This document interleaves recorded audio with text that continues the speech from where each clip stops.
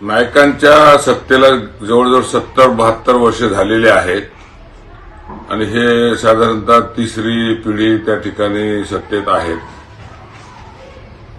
आणि त्यांनी या 70 वर्षाच्या कार्यकाळामध्ये जे काही संस्था उभ्या राहिल्या ते संस्था उभ्या राहिल्या आणि संपल्या। विशेषतः गेल्या 25 वर्षामध्ये जे काही सहकार क्षेत्रामध्ये प्रगती या ठिकाणी झालेली होती ते जवळजवळ पूर्ण त्या सर्व संस्थांचा ह्या मनोहर नाईक आणि त्यांच्या कुटुंबियांनी विल्हेवाट केलेली आहे।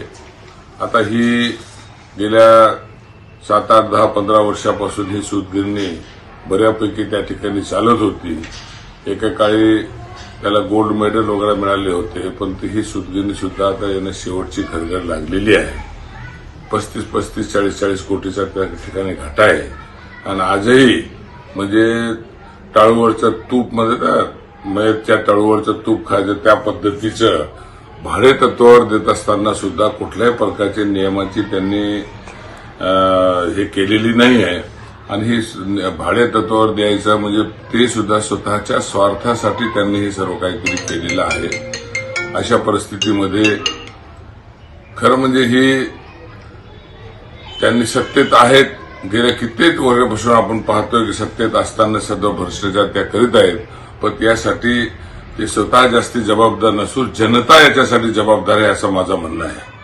ती जनता सुद्धा त्यांना ते सातत्यानं भ्रष्टाचार करीत आहेत, सर्व काहीतरी वाटोळा करीत आहेत, तरी सुद्धा त्यांच्या हातेमध्ये सत्ता देत आहेत। याच्यासाठी त्यांना दोष देण्यापेक्षा जनता याच्यासाठी जबाबदार आहे असं माझं म्हणणं आहे। बाबासाहेब नाईक कापूस उत्पादक सहकारी सूतगिरणी पिंपळगाव या सूतगिरणीच्या तक्रारी मी आणि डॉक्टर नदीम साहेबांनी 2023 पासून कालपर्यंत केलेल्या आहेत। त्याच्यामध्ये गाठी खरेदीमध्ये भ्रष्टाचार, सूत विक्रीमध्ये भ्रष्टाचार, आगाऊ रकमा उचलणे, ह्या सूतगिरणीच्या बाबतीत आम्ही या मागच्या आमसभेत सुद्धा काहीही बोललो नाही, कारण ही सूतगिरणी आर्थिक अडचणीत होती। सूतगिरणीवर आज 35 कोटीचा कर्जाचा डोंगर आहे।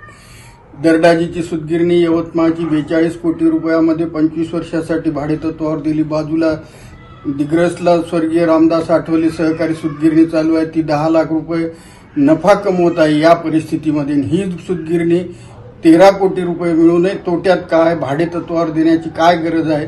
याचं कारण म्हणजे या सूतगिरणीला यवतमाळ जिल्हा सहकारी सूतगिरणी जेव्हा एक्सपान्शन करून भाडेतत्वावर दिली त्यावेळेस या सूतगिरणीचा उद्धार या श्याम पाटलांनी केलेला आहे आणि आता त्या ठिकाणी स्वर्गीय वसंतरावजी नाईक साहेबाचा अर्धाकृती पुतळा आहे। या ठिकाणी स्वर्गीय बाबासाहेब नाईक यांचा पूर्णाकृती पुतळा आहे। या सूतगिरणीच्या उद्धारासाठी श्याम पाटील यांनाच अध्यक्ष केले असावे असे माझे मत आहे। आम्ही सन 2023 पासून केलेल्या तक्रारीवर माननीय वस्त्रोद्योग आयुक्तालय महाराष्ट्र राज्य नागपूर यांनी 12 मार्च 2025 रोजीच्या आदेशान्वये एकूण 11 तक्रारीची चौकशी उमरखेडचे AR यांना दिलेली आहे असल्याचे समजते।